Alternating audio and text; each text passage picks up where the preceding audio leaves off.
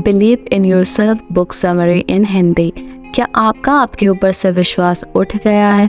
क्या आपने अपने सबकॉन्शियस माइंड पर विश्वास करना छोड़ दिया है? क्या वह आपके सपनों को पूरा नहीं कर पा रहा है, या फिर आप अपने सबकॉन्शियस माइंड से सपनों को पूरा करना चाहते हैं? क्या आप अपने टैलेंट और कैपेबिलिटीज का अधिकतम प्रयोग करना चाहते हैं, लेकिन आपको सही तरीका पता नहीं है? अगर इनमें से किसी भी सवाल का जवाब हाँ है, तो यह बुक समरी आपके लिए बहुत ही काम की होने वाली है। इसमें हम पावर ऑफ सबकॉन्शियस माइंड के best selling author Joseph Murphy की काफ़ी छोटी लेकिन काफ़ी पावरफुल बुक की समरी पढ़ने जा रहे हैं। इस बुक का नाम बिलीव इन योरसेल्फ है। ऑथर ने इस बुक में हमें बताया है कि हमें अपने आउटर वर्ल्ड को जीतने या अचीव करने से पहले हमें अपने इनर वर्ल्ड से जीतना होगा। खुद के इनर वर्ल्ड से जीतने के लिए आपको आपके अंदर के बिलीफ सिस्टम को इंक्रीज करना होगा, क्योंकि जब तक आप खुद पर बिलीव नहीं करेंगे तो आप पर इस पूरे वर्ल्ड के 700 करोड़ लोग कैसे बिलीव करेंगे। Power of confidence. हम सभी लोगों के पास एक कुदरती शक्ति है, लेकिन हम उस शक्ति को तब महसूस करते हैं जब हम अपने दिमाग से चीज़ों को समझने और देखने का सही तरीका बदलते हैं। यह वह शक्ति है जिससे हमारे मन में विश्वास आता है। जब हमारे मन में किसी चीज़ के प्रति विश्वास बढ़ जाता है, तब हमारे अंदर आत्मविश्वास उत्पन्न होने लगता है। एक बार एक आदमी ने 2 खूबसूरत पक्षी खरीदे। उसने अपने माली से कहा कि वह इन दोनों पक्षियों को प्रशिक्षित करे। थोड़े दिनों बाद माली ने देखा कि उन दोनों पक्षियों में से एक ने उड़ना सीख लिया है, जबकि दूसरा पंछी उड़ नहीं पा रहा है। मतलब उसने कभी उड़ने की कोशिश ही नहीं की, वह हमेशा डाली पर बैठा रहता था। माली उस पंछी को उड़ने सिखाने की बहुत कोशिश करता था, लेकिन कोई फायदा नहीं हुआ। एक दिन जब माली ने उन दोनों पंछियों को आसमान में उड़ते हुए देखा तो वो बहुत आश्चर्य में पड़ गया। उसने माली से पूछा, तुमने ऐसा कैसे किया? तब उस माली ने कहा, मैंने इस पंछी को उड़ाने के लिए कई प्रयास किए, लेकिन यह कभी उड़ने की कोशिश ही नहीं करता था, इसलिए मैंने उस डाली को ही काट दिया जिसमें वह बैठा करता था। ठीक उसी प्रकार ज्यादातर इंसान हमेशा अपने दुखों के साथ चिपके रहते हैं। वह कभी यह नहीं सोचते कि इन दुखों के बिना जिंदगी कैसी होती है। हर इंसान के जिंदगी में दुख आता है तो नकारात्मक सोच उस पर हावी हो जाता है। उस समय उनको न अपने आप पर, न दूसरों पर, न ही ब्रह्मांड की शक्ति पर विश्वास होता है। ऐसी परिस्थिति में उनके पास 2 ही रास्ते बचते हैं। पहला, वह अपने मन की बात को मानकर निराशा के समंदर में डूबा रहे। दूसरा, उस दुख को खत्म करने के लिए रास्ता खोजे। अच्छा सोचने से हमारा दिमाग हर समय का समाधान खोज ही लेता है। हर समय हर समस्या का समाधान खोज ही लेता है।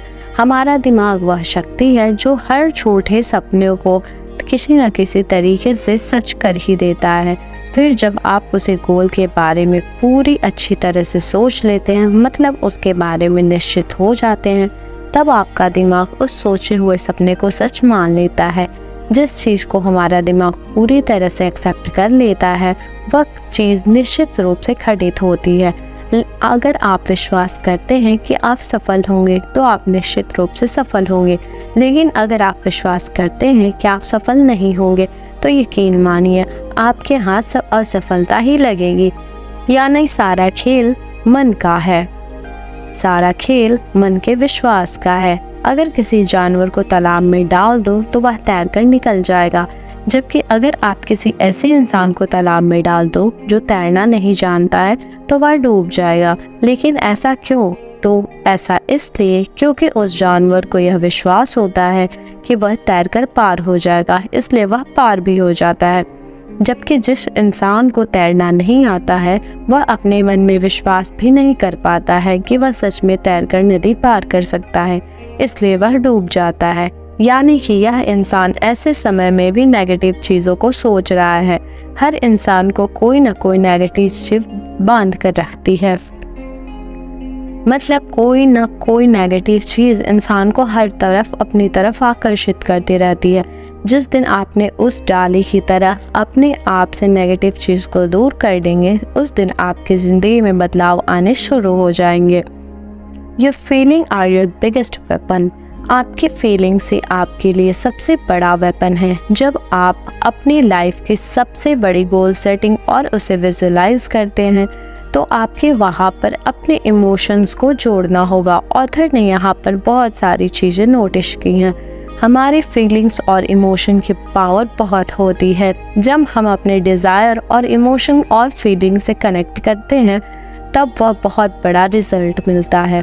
अगर आप ऐसे टारगेट सेट कर रहे हैं जो आपको मोटिवेट नहीं करता है तो आपके लिए वहाँ पर फीलिंग्स को लॉन्ग टर्म में कनेक्ट करना चैलेंजिंग लगेगा। लेकिन अगर आप रिजल्ट लाने के लिए एक बर्निंग डिज़ायर रखते हैं तो आप नॉर्मली नियमित रूप से एक्शन लेते रहेंगे, अपने डेस्टिनेशन की तरफ आगे बढ़ते रहेंगे। लेकिन उससे पहले आपको अपने बर्निंग डिज़ायर के लिए अवेयर रहना होगा। यह तभी संभव है जब आप अपने सबकॉन्शियस माइंड के साथ अपने रिलेशन को स्ट्रांग बनाएंगे। डिसिप्लिन्ड और कंट्रोल्ड इमेजिनेशन। एक बार ऑथर ने ग्रेट बिजनेसमैन से मिले। उस ग्रेट बिजनेसमैन ने ऑथर को बताया कि कैसे उसने अपने बिजनेस की शुरुआत एक छोटे स्टोर से की थी। उसने कहा कि वह बहुत बड़े बड़े सपने देखता था, वो बड़ा ही ड्रीमर था। वह सोचता था कि उसकी एक बहुत बड़ी कंपनी हो जिसकी ब्रांच पूरे देश में फैली हो। उसने कहा कि वह अपने मन में बड़े बड़े ऑफिस बिल्डिंग, फैक्ट्रीज और स्टोर्स की पिक्चर बनाया करता था। वह यह प्रैक्टिस रेगुलर और डिसिप्लिन वे में करता था। एक कंट्रोल्ड इमेजिनेशन के साथ वह जानता था कि रेगुलर, कंट्रोल्ड और डिसिप्लिन इमेजिनेशन से वह अपने सपने को पूरा कर सकता है। इससे वह अपने अंदर की एक मैजिशियन एनर्जी को फील करता था। इससे उसे काम करने के इंस्पिरेशन और मोटिवेशन मिलती थी। धीरे धीरे वह प्रॉस्पेरिटी की ओर बढ़ने लगा। वह लॉ ऑफ अट्रैक्शन की पावर से सब कुछ अट्रैक्ट करने लगा जिसकी उसने एक कंट्रोल इमेजिनेशन की थी। उसने लॉ ऑफ अट्रैक्शन का यूज़ करके अपने सपनों को रियलिटी बना दिया। उसने वह सब कुछ पा लिया जिसने उसे कंट्रोल इमेजिनेशन की थी। इसे हम एक डिसिप्लिन इमेजिनेशन भी कह सकते हैं।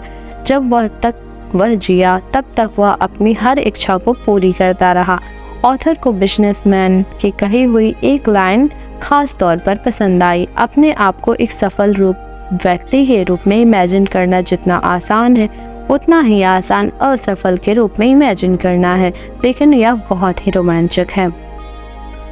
ऑथर एक ड्रीमर है। उनके मन में पिक्चर और गोल्स हैं जो पाना चाहते हैं।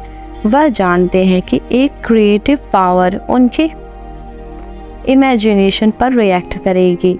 हम जो कंट्रोल इमेजिनेशन करते हैं वह फीलिंग से डेवलप होती है। Teacher of mental science Thomas storm ने कहा है, feelings is the law and law is the feelings. Feelings he power का सोर्स है। रिजल्ट पाने के लिए हमें अपने कंट्रोल्ड इमेजिनेशन को फीलिंग से चार्ज अप करना चाहिए। अपने गोल्स को अपनी फीलिंग से जोड़कर पावरफुल बना ले। इस पावर को अपग्रेड करते रहें, अपने गोल के प्रति लॉयल रहें। जब यह सब आप करेंगे तो डर आपसे भी डरेगा, डर आपके आसपास भी नहीं आएगा। आपके पास फाइनल रिजल्ट को कंट्रोल वे में इमेजिन करने की अमेजिंग पावर है। अगर सच में आप अपने गोल को पाना चाहते हैं तो आप अपने मन में इसका फाइनल रिजल्ट की एक कंट्रोल्ड इमेजिन पिक्चर बना लें, क्योंकि जिस चीज़ की आप फीलिंग के साथ कंट्रोल इमेजिन पिक्चर बना पाते हैं वह फ्यूचर में आपके लिए ऑलरेडी मौजूद है। बस आप अपने गोल के साथ लॉयल रहें।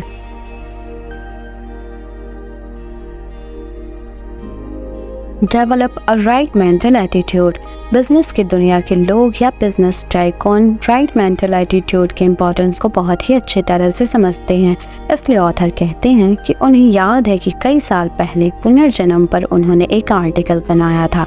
इस आर्टिकल की कॉपी को एक चर्च काउंटर पर डिस्प्ले किया गया था जहां पर ऑथर लेक्चर देते थे। शुरुआत में बहुत ही कम कॉपी सेल हुई क्योंकि सेल्स गर्ल्स इस आर्टिकल के आइडिया की कट्टर विरोधी थी। ऑथर ने सेल्स गर्ल्स को पुनर्जन्म वाली बाइबल की कहानी का मीनिंग तथा मोरल समझाया।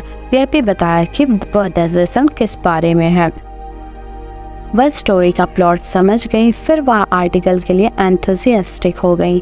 उसने ऑथर के लेक्चर खत्म होने से पहले ही सारे पैम्पलेट्स बेच दिए। यह स्टोरी एक राइट मेंटल एटीट्यूड के इम्पोर्टेंस का एग्जाम्पल था, क्योंकि एक राइट मेंटल एटीट्यूड की इतनी ज़्यादा इम्पोर्टेंस होती है। आपके राइट मेंटल एटीट्यूड का मतलब है पीपल, सिचुएशन और ऑब्जेक्ट्स पर राइट मेंटल रिएक्शन। क्या आप सामान्य रूप से ह्यूमन, एनिमल, नेचर फ्रेंडली हैं? क्या आपको लगता है कि दुनिया की बुराइयां भरी पड़ी हैं? इसे आपके सामने झुकना नहीं चाहिए। सिंपली आपका एटीट्यूड क्या है? सेल्फ गर्ल का रिस्पॉन्स आर्टिकल और राइटर के लिए नेगेटिव था। उसने राइटर और आर्टिकल को प्रेजेस कर लिया था। उसका यह एटीट्यूड बिल्कुल भी सही नहीं था। हम राइट एटीट्यूड तक डेवलप तब करते हैं जब हमें समझ आ जाए कि कोई भी बाहरी चीज़ तब तक हमें हार्म नहीं कर सकती जब तक उस पर हमारी मानसिक सहमति ना हो। हम आउटसाइड नेगेटिविटी को पावर तब देते हैं जब हम इन्हें अंदर आने की परमिशन देते हैं। अदरवाइज आउटसाइड नेगेटिविटी में कोई पावर ही नहीं होती। ऑथर कहते हैं कई लोगों का लाइफ को लेकर सैड व्यू या पैसिफिस्ट एटीट्यूड होता है, जो कि इन सारी परेशानियों का जड़ है। The power of believe. Author बताते हैं कि उनका एक रिलेटिव था, उसे ट्यूबरक्लोसिस की बीमारी हो गई थी। उसके लंग्स में यह बीमारी बहुत ही ज़्यादा बढ़ गई थी। तब उसके बेटे ने एक दिन उसका इलाज करने का फैसला लिया। वह वेस्टर्न ऑस्ट्रेलिया में पेर्थ नाम की जगह पर गया जहां उसके फादर रहा करते थे। उसने अपने फादर से कहा कि वह एक सन्यासी से मिला है। उसने उसे क्रॉस दिया। इसके बदले उन्होंने उसे $500 लिए हैं। लड़के ने फुटपाथ से एक लकड़ी का टुकड़ा उठाया था। सुनार के यहाँ जाकर उस लकड़ी के टुकड़े को एक अंगूठी में मढ़वा लिया था ताकि यह असली लगे। उसके फादर को बताया कि यह क्रॉस या अंगूठी के छूने मात्र से कई लोगों की जानलेवा बीमारियां ठीक हो चुकी हैं। उसने अपने फादर के बिलीफ को इतना ज़्यादा बढ़ा दिया था कि उसके पिता ने उसके हाथ से रिंग छीन ली, अपने सीने पर रखकर प्रेयर करने लगा। वह प्रेयर करते करते सो गया। अगली सुबह तब मेरिकल हो चुका था। डॉक्टर के सारे टेस्ट इस बात के सबूत थे दैट ही इज परफेक्ट। जाहिर है कि फुटपाथ पर पड़े उस लकड़ी के टुकड़े ने बूढ़े आदमी को ठीक नहीं किया। यह तो उसका बिलीफ ही था जो इतना बढ़ गया कि उसके लिए आइडियल ट्रीटमेंट बन गया। उसका बिलीफ और फीलिंग एक दूसरे से जुड़े हुए और उसको बिल्कुल ठीक कर दिया। उसको कभी पता ही नहीं चला कि उसके साथ क्या ट्रिक खेली गई। अगर उसे पता चल जाता तो शायद उसे दोबारा टीबी हो जाती। वह पूरी तरह से स्वस्थ रहे और 15 साल तक जिए। बिलीव की पावर इतनी बड़ी है कि हम इस स्टोरी में समझ सकते हैं। वह बिलीव ही है जिसकी वजह से लोगों की लाइफ में बड़े बड़े टर्निंग पॉइंट्स आ जाते हैं। आप और हम सब बिलीव की पावर को यूज करके लाइफ में कुछ भी हासिल कर सकते हैं। बिलीव से सब कुछ किया जा सकता है। मैंने खुद बिलीव की पावर को एक्सपीरियंस किया है।